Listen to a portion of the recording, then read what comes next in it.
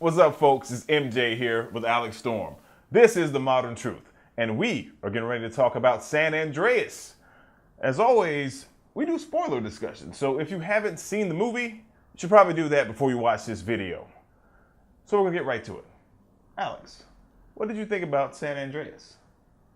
It's a disaster movie. There's a lot of destruction, a lot of really crazy destruction scenes, and I guess that was my favorite part. I like that. I thought The Rock was really cool in it. I like the daughter and the two guys that she hung out with the whole movie. As far as the plot, there were a bunch of holes in it, and there was a lot of like far-fetched stretches to believe what was going on in the movie, but it was okay. You know, it was entertaining. How'd you feel about it? When you say the holes in the plot, like the holes that open up in the ground that people were falling into? There were a lot of those.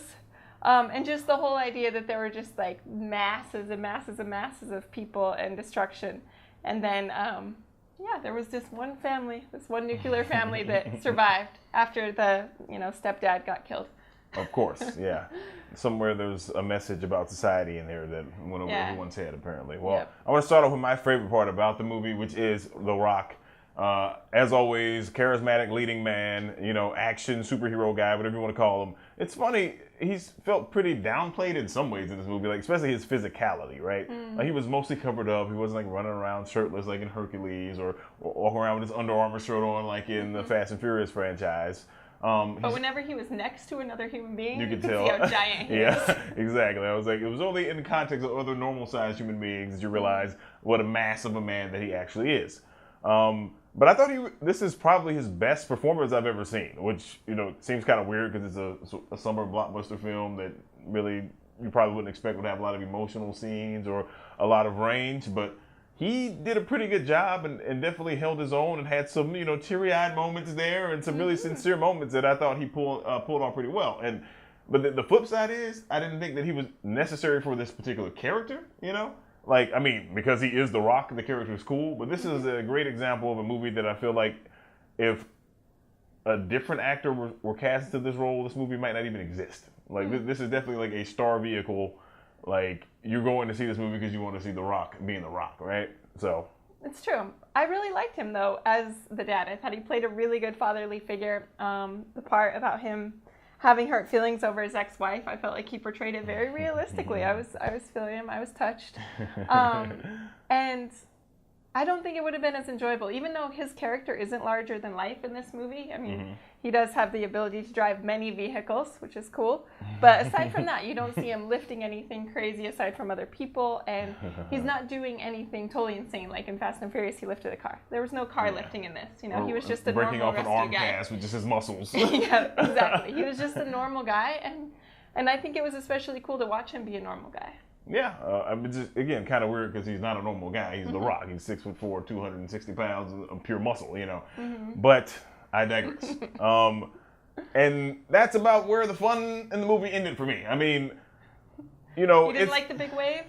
The giant wave with the ship that suddenly came over the very top? I was really excited. In a super strange way, most of my appreciation for this movie actually came from the trailer. No, I'm not saying I enjoyed the trailer. What I'm saying is the trailer set me up with expectations that the movie then proceeded to deliver on and beyond. So that was kind of cool. Like even the big wave scene, right?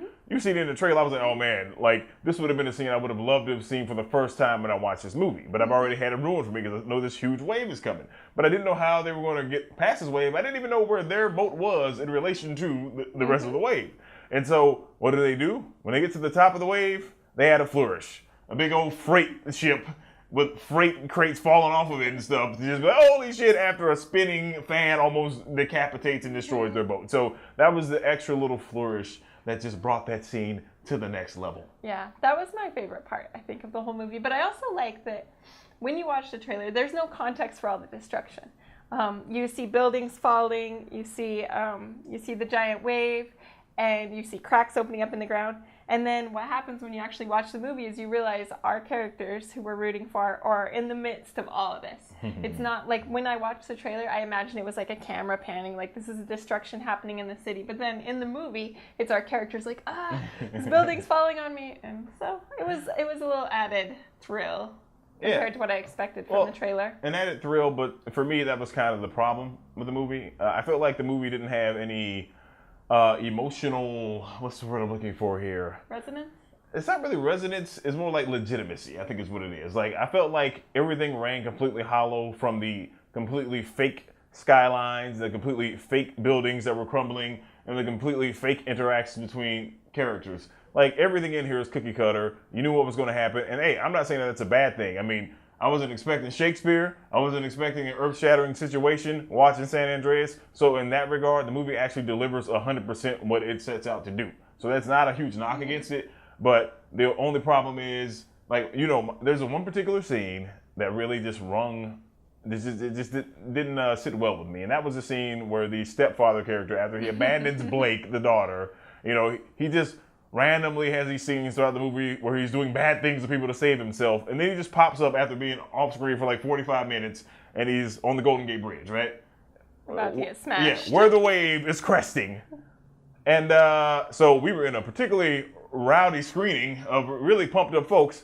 And the crate fall smashes the guy. People in the crowd are like clapping, like, yeah. And then the next shot, literally the next shot, you see like 50, 60 people running and waves coming and crates smashing them and cars smashing them. And it's like, but the scene was played for the reaction that the crowd actually gave it, which was, yes, this douchebag just got smashed.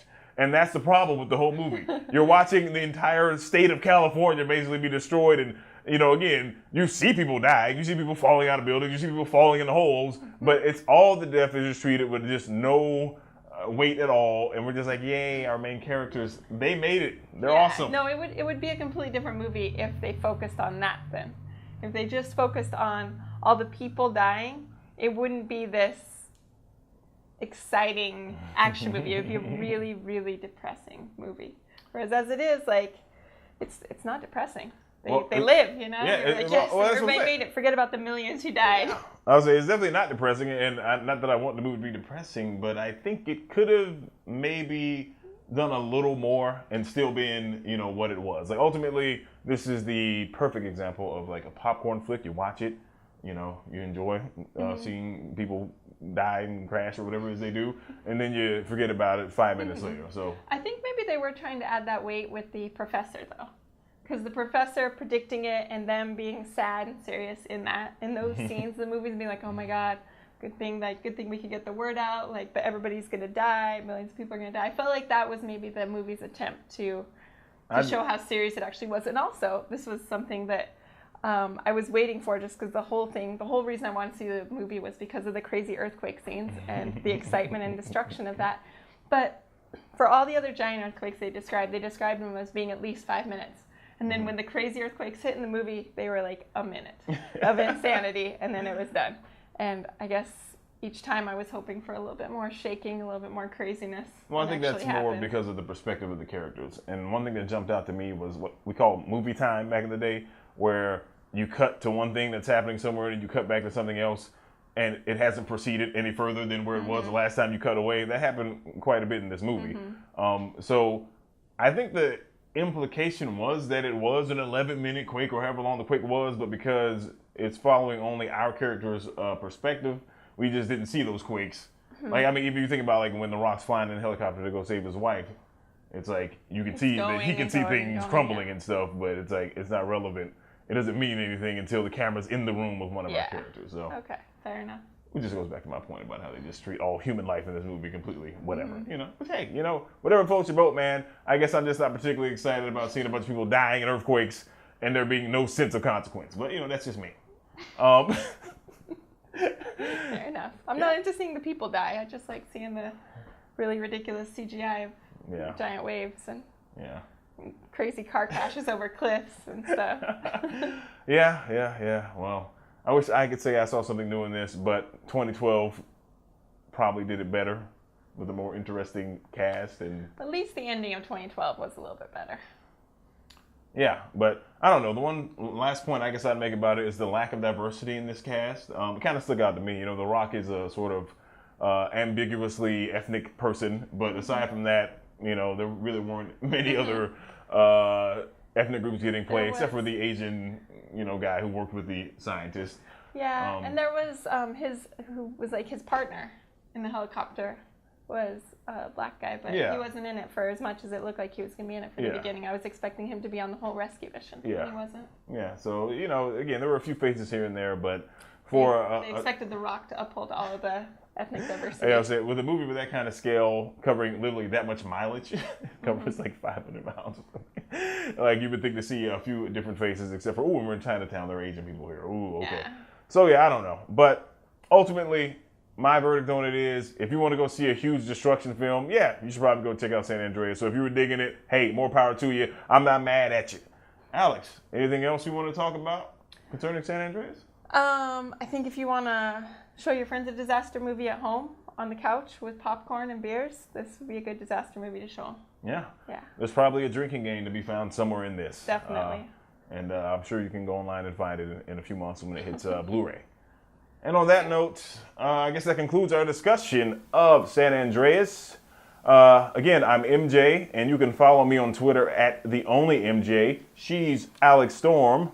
You can follow me on Twitter at AlexStormTMT, as in The Modern Truth. And that's right, The Modern Truth. That's where you can find more of these videos and all of your movie news and regular news. So, as always, keep it cranking, folks. Take care.